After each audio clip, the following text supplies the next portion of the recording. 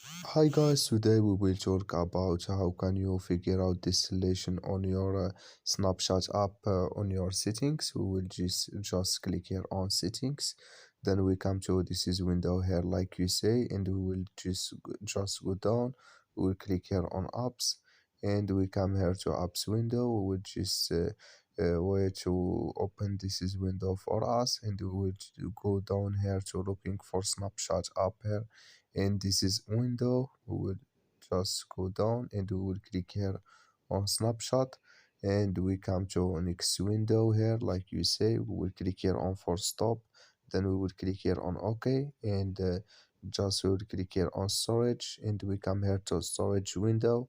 We will click here on clear cache, then we will click here on clear data, and you just turn off your phone and turn on it, and it's going to work with you.